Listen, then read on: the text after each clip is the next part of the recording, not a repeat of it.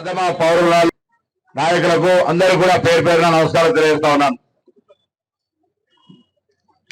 రేపటికి 7వ తారీఖు వస్తే ప్రభుత్వం ఏర్పడి నెల రోజులుగా వస్తా ఉంది.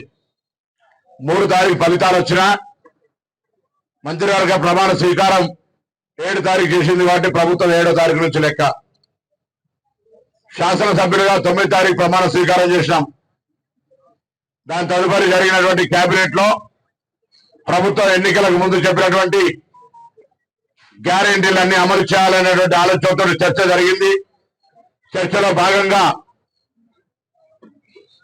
ఏమేమి ఎలిజిబిలిటీ ఇతరత్ర సమాచారం ఆనాడు సకల జిల్లా సర్వే జరిగిన తర్వాత ప్రభుత్వం దాన్ని బహిరంగపరచినటువంటి పరిస్థితుల్లో జరిగిన మార్పులు చేర్పులు అనేక ఉన్నటువంటి పరిస్థితుల్లో మరొకసారి యావత్ తెలంగాణ ప్రజల నుంచి ప్రజలకు ఎటువంటి భారం పడకుండా అప్లికేషన్లు కూడా ప్రభుత్వమే కొట్టించి ఇంటింటికి పంపి ఈ అప్లికేషన్ల ద్వారా గ్యారెంటీలకు సంబంధించి అప్లికేషన్లు తీసుకునే ప్రక్రియ మొన్న నెల 28వ తారీఖు నుంచి ఇవ్వడంతో ముగుస్తా ఉంది.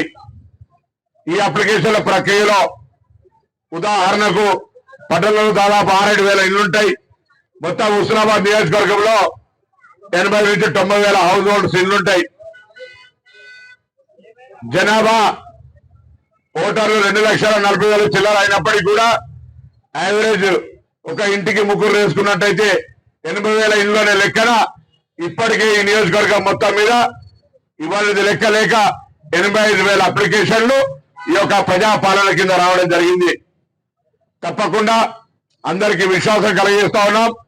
ప్రభుత్వం ఖచ్చితంగా ఈ గ్యారెంటీలను ఎన్ని కష్టాలున్నా ఎన్ని రకాల అప్పులు ఈ రాష్ట్రంలో మిగిల్చినా ఎంత ఖజానా ఖాళీ చేసినా దృఢ నిశ్చయంతో ఈ యొక్క గ్యారెంటీలన్నీ అమలు చేస్తామనే మాట సందర్భంగా మనం చేస్తా ఉన్నాం.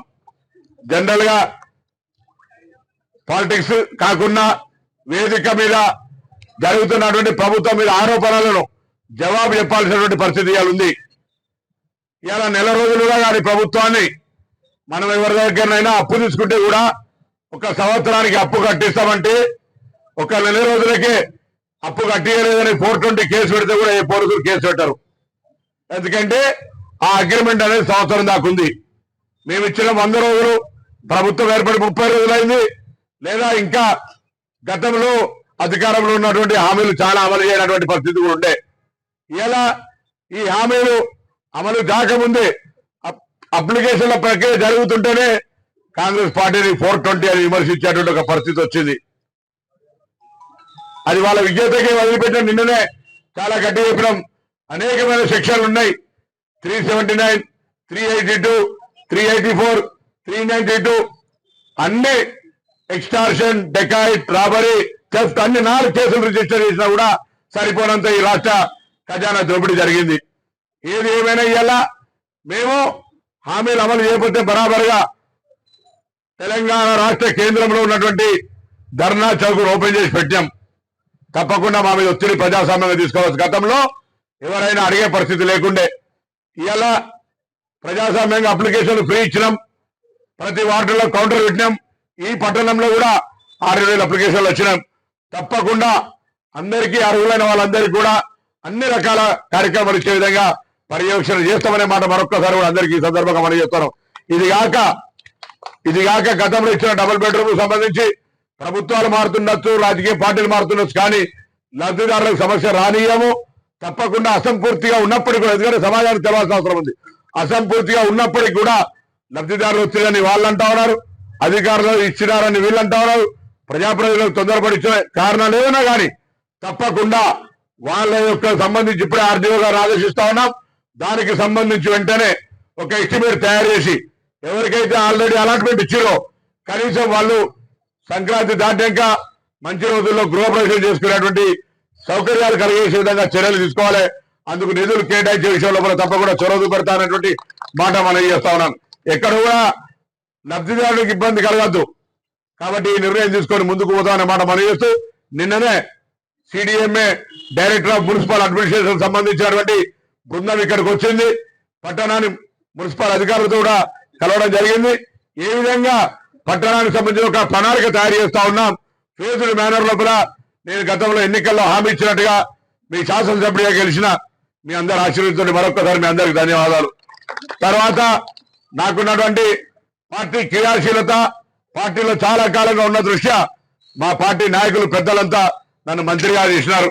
తెలంగాణ రాష్ట్ర మంత్రిగా, హుస్నాబాద్ శాసనసభ నియోజకవర్గ ప్రతినిధిగా, ఢిల్లీకి రాజైన తల్లి కొడుకు అన్నట్టుగా హుస్నాబాద్ నియోజకవర్గ ప్రజల సమస్యలే నా ప్రధానమైనటువంటి కర్తవ్యము, బాధ్యత అనే మాట కూడా ఈ సందర్భంగా నేను మనవి చేస్తా ఉన్నా.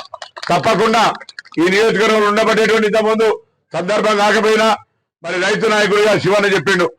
ఇలా గౌరవెల్లికి సంబంధించి గౌరవెల్లి చెప్పుకుంటే బాధ, చెప్పకపోతే బాధ. బండు కట్టినాం ఆనాడు 2014 దాకా. బండుకు సంబంధించిన నిర్వాసితుల సమస్యల్ని, మహిళలను చూడకుండా దురుసుగా వ్యవహారం జరిగింది, అందరం చూసినాం. ఇలా నీళ్లు నింపితే కూడా కిందికి ఇచ్చే డిస్ట్రిబ్యూటర్ సిస్టమ్ లేదు. 2000 ఎకరాలు మళ్ళీ అక్వైర్ చేయాలి. 250 కోట్లతోటి డిస్ట్రిబ్యూటర్స్ కెనాల్స్ కట్టాలి. ఇదంతా ఉంది. అయినా అకుంఠిత దీక్షతో ఇప్పటికీ మరి ఇరిగేషన్ మంత్రి ఉత్తమ్ కుమార్ రెడ్డి గారి దగ్గర రివ్యూ చేసినాం. ముఖ్యమంత్రి గారికి చెప్పినాం, తప్పకుండా ఆ గౌరవెల్లి ప్రాజెక్టు ద్వారా, గండిపల్లి ప్రాజెక్టు ద్వారా ఈ యొక్క హుస్నాబాద్ నియోజకవర్గ గ్రామాలకు నీళ్లు అందించే బాధ్యత నాది. మనందరం కూడా ఇలా రాజకీయాలకు అతీతంగా నాకు సహకరించాల్సిందిగా నేను ముఖ్యంగా నిర్వాసితులు కోరినా నేను దురుసుగా వ్యవహారం చేయ, ప్రభుత్వం ఇవ్వగలిగే పరిస్థితిని వివరిస్తా, అవసరమైతే గదవాటి బతిమలాడి సామరస్యంగా ఆ సమస్యను పరిష్కారం చేసేటువంటి ఒక ప్రయత్నం చేస్తాం. మొత్తానికి నిర్వాసితుల పట్ల వాళ్ళు ఇప్పటికే భూమి కోల్పోతాడు కాబట్టి వాళ్ళ పట్ల దురుసుగా వ్యవహారం చేయకుండా సమాజానికి ఉపయోగపడుతున్న వారిగా వాళ్ళ గౌరవాన్ని ఇచ్చి ఆ సమస్యను కూడా పరిష్కారం చేస్తా. నాకు ఆ విశ్వాసం ఉంది అనే మాట కూడా వాళ్ళు కూడా నా మాట గౌరవం ఇచ్చి తప్పకుండా సమస్య పరిష్కారానికి ముందుకు వస్తారనే మాట నేను ఈ సందర్భంగా కోరుతున్నా. అదిగాక దేవాదుల నీళ్లు కావచ్చు, శ్రీరామ్ సాగర్ ప్రాజెక్టు నీళ్లు కావచ్చు, వరద కాలువ ఫేజ్ 2 కావచ్చు, ఈ నియోజకవర్గ వివిధ మండలాల్లో వివిధ గ్రామాల్లో నీళ్ళు వచ్చేది ఉంది.